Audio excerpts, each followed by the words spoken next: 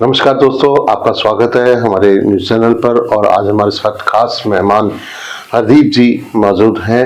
एक बुद्धिजीवी वर्ग से आते हैं और हम आज बात करेंगे आपके अम्बाला शहर में होने जा रहे नगर निगम मेयर पद के चुनावों को लेकर के। भाजपा ने और कांग्रेस ने अपने अपने उम्मीदवारों के नाम की घोषणा कर दी है। आपका स्वागत है हमारे चैनल पर। सर, दोनों पंजाबी नेता जो हैं वो चुनाव मैदान में है जी। क्या लगता है आपको कि जब चुनाव मैदान में अभी माहौल गर्म हो गया है, क्या लगता है वो धरातल पर क्या पिक्चर बनने वाली है? देखिए सर, पहली बात तो ये जो चुनाव है अब 10 महीने के लिए है। इसमें ज्यादा जोर तो क्या लगाएगा कोई कैंडिडेट, सिर्फ 10 महीने के लिए है। और दूसरी बात है, मौजूदा सरकार में जैसे म्युनिसिपल कमेटी का इतना बुरा हाल है कि टैक्सों के अंदर इतना गड़बड़ है, हर एक की उसमें प्रॉपर्टी आईडी में गड़बड़ है। इनको ठीक करने की दिशा में कौन कदम उठाएगा? अभी तक तो कुछ हुआ नहीं और आगे क्या होगा कह नहीं सकते। पहली बात तो अब जो भाजपा के उम्मीदवार हैं, सरकार भी भाजपा की है यहाँ पर, तो लोगों का रुझान वो भी हो सकता है कि शायद कुछ बात बने कि हम इस तरफ जाएं। और जैसा कि पहले 2 चुनावों में रहा है, मोस्टली रुझान सरकार के खिलाफ रहा है, तो उस हिसाब से खिलाफ भी जा सकता है, क्योंकि दोनों ही जो उम्मीदवार हैं अच्छी टक्कर की हैं, दोनों ही पंजाबी बिरादरी से आती हैं। और डिपेंड करेगा और तीसरा चौथा कौन आता है मैदान में। अगर बात करें हम दोनों, आपने कहा दोनों पंजाबी वर्ग से महिलाएं आती हैं, दोनों ही तेज तरार और असर सूख वाली उम्मीदवार हैं। सर, कहीं ये लगता है कि अंतर्कलह जो है वो दोनों पार्टियों के अंदर ही थोड़ा थोड़ा दोनों उम्मीदवारों को लेकर के है, और बिल्कुल क्या लगता है किसके ऊपर ज्यादा प्रभाव पड़ सकता है? अंतर्कलह तो सभी राजनीतिक पार्टियों में होता है, और भाजपा में भी है और कांग्रेस में भी है। इसमें तो हम ज्यादा नहीं कह सकते कि किसमें कम है किसमें ज्यादा है। बाकी जो संदीप सचदेवा जी की वैसे तो अच्छी है छवि, लेकिन थोड़ा सा इनको माना जाता है, जैसा कि लोग बताते, मुझे तो अच्छी तरह जानते भी हैं और मैं उनको जानता हूँ, बहुत अच्छे इंसान हैं, बट कहते हैं कि वो स्पष्टवादी ज्यादा हैं। ज्यादा स्पष्टवादी होना भी कई बार नुकसानदेह हो जाता है, मुंह पे बोल देते हैं जो बात आती है, और राजनीति में इतनी सच्चाई नहीं। सर, अभी जब उन्होंने कल नामांकन दाखिल किया था उनकी श्रीमती ने, तो वहां देखने में आया जो कैबिनेट मंत्री अनिल विज जी, जो खुद आज काफी विवादास्पद हैं, मुख्यमंत्री को लेकर के मुखर हैं, प्रदेश अध्यक्ष भाजपा के खिलाफ भी उन्होंने काफी कुछ बोला है, तो कहीं ना कहीं बातें जो वो इस तरह की नजर आ रही हैं। असीम गोयल जी भी उनके साथ थे नामांकन के समय। क्या लगता है कि उनका वो दिल से साथ है और कुछ उसका फायदा उनको? नहीं सर, मुझे नहीं लगता है, क्योंकि जो विज जी हैं, अगर ये सचदेवा जी उनका आशीर्वाद लेने गए हैं तो ये दूसरा ध्रुव है हमारे पूर्व विधायक जी, तो यहाँ कहीं ना कहीं इनके हित क्लैश भी करते हैं, और इसका फायदा नहीं नुकसान ज्यादा होने वाला है। क्योंकि सर्वमान्य अगर कोई छवि होती है निर्विवाद, वो अलग बात है, लेकिन यहाँ तो फिर वही बात आ गई ना कि भाई उधर विज साहब का और इनका जो है असीम गोयल जी का आपस में इतने अच्छे संबंध नहीं है। असीम गोयल जी के सैनी साहब से अच्छे संबंध हैं और सैनी साहब के विज साहब से भी अच्छे नहीं है, तो कुल मिला के कलह तो है वहां भी। इस हिसाब से सर, अगर इस तरह से अगर कांग्रेस, अगर ठीक है आपकी बात, अगर यही मान ले, हम इसी को हम विश्लेषण करें, इसके ऊपर और थोड़ा विचार गहराई से करें, तो अगर कांग्रेस का प्रत्याशी अगर चुन करके आ जाता है, अगर आज जनता चुन भी लेती है, तो क्या वो काम करवा पाएंगे? ये बात तो है सर। पहले जो ऑलरेडी शक्ति रानी शर्मा जी थी, उन्होंने भी क्या करवा दिया, और रही तो इसके साथ ही है। नगर निगम का तो मुझे नहीं लगता कि सुधार होने वाला है, चाहे वो इससे आ जाए चुन के, बीजेपी से आ जाए कोई, चाहे कांग्रेस से आ जाए, कुछ नहीं होने वाला है। हाँ, लोगों के दिमाग में देखते हैं कि क्या चल रहा है, कह नहीं सकते। तो आप ये कहना चाहते हैं कि मेयर चाहे कोई भी चुन करके आ जाए, काम नहीं होने वाला यहाँ, नहीं होने वाला। जो रवैया है पूरा का पूरा। ऐसा क्यों लगता है? कौन लोग करवाएंगे काम? फिर काम कौन करवाएगा? शहर के विकास कैसे होंगे सर? नहीं, बस ये जो जितना चल रहा है इसी को विकास समझ लीजिए, इससे ज्यादा मुझे नहीं लगता कहीं कोई विकास होने वाला है। तो पूरे विधायक के ही, पूरे विधायक सब उनके ही कारण होगा विकास जो भी होगा। अभी तक भी वही कर रहे हैं, वही कर रहे हैं। हाँ, उनका हस्तक्षेप ज्यादा रहेगा। बिल्कुल रहेगा। लेकिन ये बात तो सर हो सकता है ना कि अगर प्रत्याशी भी बीजेपी का जीत करके आता है तो कुछ तो प्रभाव रहेगा, फिर सरकार उसमें इंटरेस्ट तो दिखाएगी, ये काम तो होंगे। फिर उनके आपस में कितनी बनती है इस पे भी तो डिपेंड करेगा ना जी।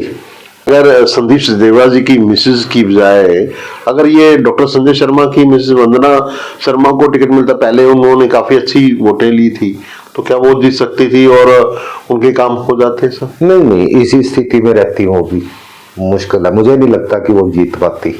वहां भी वही अंतर कलह वाली तो स्थिति वहां भी है, उनके नाम पर भी है, सर्वमान्य वाली तो है नहीं स्थिति। तो यहाँ मिसेस चावला और मिसेस सचदेवा की जो चुनावी टक्कर कांटे की होने वाली, क्या लगता है आपको?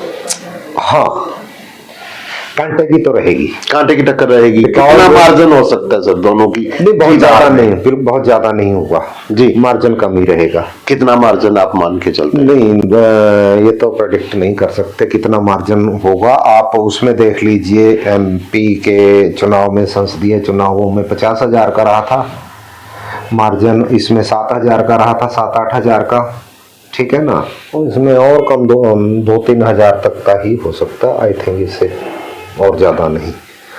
कांग्रेस का भी अपना जनाधार है, ठीक है ना जी, बीजेपी का अपना जनाधार है, और फिर इलेक्शन मात्र 10 महीने के लिए है, तो इसमें वोटर क्या सोचता है।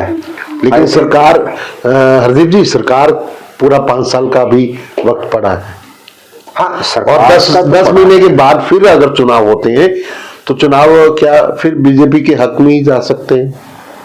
हाँ, उसके बाद फायदा मिल सकता है, नो डाउट बीजेपी की उसमें। हाँ, उसके बाद बीजेपी के 4 साल पड़े होंगे, लगभग 3.5-4 साल। लेकिन तब मेयर पद का चुनाव किसको मिलता है, किस वर्ग को जाता है? महिला वर्ग को जाएगा, हाँ, वो सामान्य वर्ग को जाएगा, आरक्षित वर्ग को जाएगा। ये तो बात की बात है सर, अभी उसके बारे में ना सोचे, हम इसी की बात करें। बात इसी तो की तस्वीर की है। हाँ, यहीं तक रहे, उसके आगे की तो फिर रणनीति बाद में ही आएगी। लेकिन हालात फिर वो, अगर आपकी बात को हम आज एनालिसिस करें तो लगता है कि कहीं ना कहीं दखल अंदाजी, हस्तक्षेप जो है वो पूर्व विधायक का, पूर्व मंत्री जी का, असीम गोयल जी का ही रहेगा हर विकास कार्य में, हर काम में। बिल्कुल ये मान के चलो आप जी, बिल्कुल रहेगा, और उन्हीं की चलती आई है, और विकास जैसा हो रहा है। अब इसमें और मुझे नहीं लगता कि कोई और ज्यादा उम्मीद कर सकते हैं हम। नहीं सर, लगता है कहीं आज आपके अंबाला शहर के लोग जो है वो कहीं संतुष्ट हैं विकास काम, जो विकास के काम? बिल्कुल नहीं जी, आप किसी भी एंगल से कहीं भी पूछ लीजिए जा करके, खास तौर पर जो नगर निगम का रवैया है जी, बहुत ही निराशाजनक है, बहुत ही ज्यादा।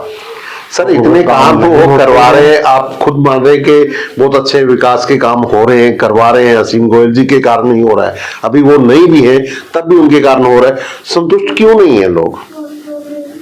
सर, संतुष्ट वाली सबसे बड़ी समस्या तो ये है कि ये तो जितना विकास हो रहा है इतना तो बहुत जरूरी है, अगर इतना भी नहीं होगा तो फिर क्या है, फिर तो कुछ भी नहीं है।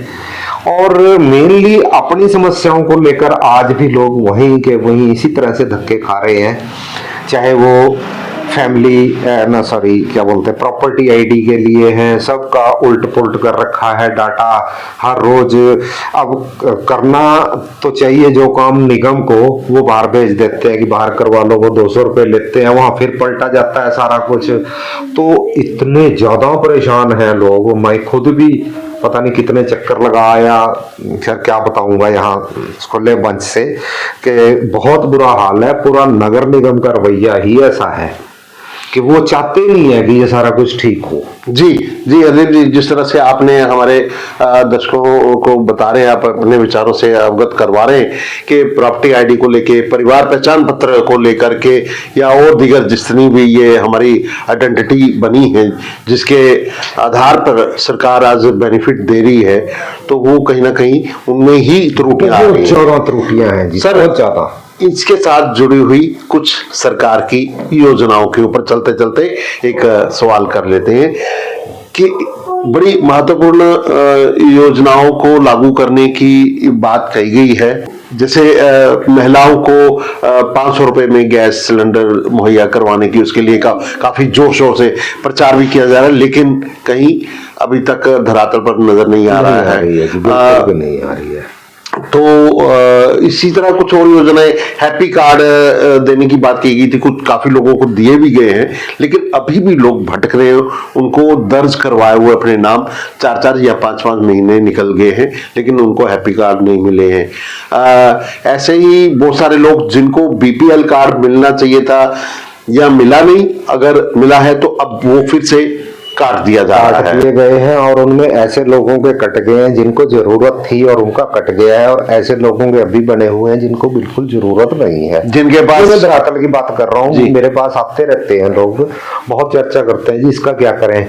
और जो इनकी परिवार पहचान पत्र की जो अब उन्होंने बदलाव इतने कर दिए उसके अंदर कि उसमें कुछ भी आप ठीक नहीं कर सकते, डाल नहीं सकते, आपको कुछ नहीं पता लग रहा है कि आपका क्यों काट दिया गया है आपका राशन और दोबारा कैसे होगा। और नई स्कीमों के बारे में लोग आते तो रोज है पूछने, लेकिन धरातल पे कुछ नहीं है जी। हरदीप जी, 1,80,000 रुपए की आय निर्धारित सीमा सिर्फ हरियाणा प्रदेश में की गई है। हाँ जी। आप किसी और राज्य में जाएं तो शायद ऐसा नहीं है, और जगह फैमिली आईडी का है, लेकिन अगर ये चीज, क्या आप चाहते हैं कि ये इसको बढ़ाया जाना चाहिए? पहले तो 3 लाख 3.5 लाख रुपए तक आमदनी के ऊपर भी आयकर की छूट थी, अब तो 12 लाख तक की हो गई है। तो आज का जो मौजूदा महंगाई, बेरोजगारी और दीगर चीजें, तमाम चीजों को हम मद्देनजर रखते हुए कहें तो इसकी सीमा बढ़ाई जानी चाहिए। बिल्कुल, जनरल परिवारों को भी कुछ बेनिफिट। जब से फैमिली आईडी बनी है ये 1,80,000 निर्धारित की हुई है, उसके बाद आप देखो कितने गुना महंगाई बढ़ी है, लोगों की कमाई भी बढ़ी है, चाहे उस अनुपात में बढ़ी या नहीं इस बात में नहीं जाएंगे, लेकिन कुल मिला के बात यह है कि इसकी सीमा भी तो बढ़ाई जानी चाहिए। वो 81 पे ही क्यों निर्धारित की गई है, जबकि सर्वे आ रहा है बेरोजगारी बढ़ी है, सारा कुछ हुआ है, बेरोजगारी भी बढ़ रही है, महंगाई बेतहाशा बढ़ रही है। अच्छा सर, ये अंबाला का बॉर्डर बंद पड़ा हुआ है, इससे आपका बिजनेस कितना प्रभावित हुआ है? देखिए सर, अंबाला सिटी का तो कपड़ा मार्केट का बहुत बुरा हाल है, मेरा तो चलो उससे कोई लेना देना नहीं है। कुल मिला के हमारी बड़ी समस्या तो ये है कि हमारी जो सारी रिश्तेदारी है बॉर्डर के उस पार है, और हमें कम से कम 1.5 से 2 घंटा लेके चलना पड़ता है, जो 20 मिनट का सफर हुआ करता था हमारे लिए, और कई बार 3-3 घंटे भी हम जाम में फंसे रहते हैं। अब ये चीज तो सरकारों को देखनी होगी। पीछे खट्टर साहब ने भी कहा था कि ये समस्या है, इसको जो है सुप्रीम कोर्ट में गए हुए हैं, सुप्रीम कोर्ट कोई हल निकालेगी, बट कहाँ हल निकला है? कोई हल नहीं निकला। जिसको समस्या है जी, बहुत गंभीर है समस्या, चाहे अंबाला पूरा अफेक्टेड है इससे, आप मान के चलो। और सर, आखिरी सवाल आपसे जान लेता हूं एक हमारे दर्शकों के लिए, कि अभी जितनी भी हमने अभी वार्तालाप की है और जितने मसले और सरकार द्वारा दी जाने वाली कोशिशें जो की गई हैं अभी तक योजनाओं को लेकर के या विकास को लेकर के, अगर उनको हम ध्यान में रख करके बात करें तो हमारे जो अभी चुनाव होने जा रहे हैं मेयर के, उसमें बीजेपी को फायदा होगा या नुकसान? इस बात का कोई, इस बात में तो नुकसान होगा, साफ मान के चलिए आप, क्योंकि ये जो चुनाव है ये नगर निगम से रिलेटेड है, और नगर निगम की जो छवि है वो बहुत खराब है। चाहे वो शक्ति रानी शर्मा जी के परिप्रेक्ष्य में लगा लीजिए, पीछे उनके भी हाथ खड़े थे, और चाहे आपकी लगा लो चाहे कहीं की लगा लो, यहाँ कोई सुधार नहीं हुआ है। तो मोस्टली लोग ये मानते हैं कि ये लाइलाज बीमारी बन चुका है, इसमें सुधार नहीं होगा। मेरा विचार तो ये कहता है कि इस मुद्दे के ऊपर नुकसान हो सकता है, बीजेपी को फायदा तो कभी नहीं हो सकता। ये जीतेगा ना, ये कोई जरूरी नहीं है सर। ये अंतर हो सकता है, हाँ, जीत 3 का से 4,000 का, कोई भी जीत, दोनों में से कोई भी नहीं जीत है। कांग्रेस के भी जो हमारी कैंडिडेट हैं, क्या नाम है इनका, अमीषा चावला, अमीषा चावला जी सशक्त हैं और अच्छा जनाधार है, ऐसा नहीं है। टक्कर जो है कांटे की रहेगी। अब क्योंकि हर आदमी ये मान चुका है कि बीजेपी का बने या गैर बीजेपी का कोई फर्क नहीं पड़ने वाला है, हालात जस के तस रहने वाले हैं। तो मुझे नहीं लगता कि इस मामले में कोई ज्यादा। जी बहुत बहुत धन्यवाद, बहुत बहुत शुक्रिया आपका हरदीप जी हमारे चैनल पर आने के लिए, और आज की ये गुफ्तगू आपने जो हमारे साथ आज की है, और दर्शकों से मेरी अपील है कि इस वीडियो को ज्यादा से ज्यादा आप शेयर कीजिए, अपनी टिप्पणी अपने विचार इसके नीचे अपने जरूर लिखिएगा, और हमें अपने विचारों से अवगत भी करवाइएगा, और अपने दोस्तों में तक भी इस वीडियो को पहुंचाइए। और हम आगे फिर नए मेहमान के साथ आएंगे यहाँ आपके सामने, और आपके शहर के हालात के बारे में बताएंगे। नमस्कार।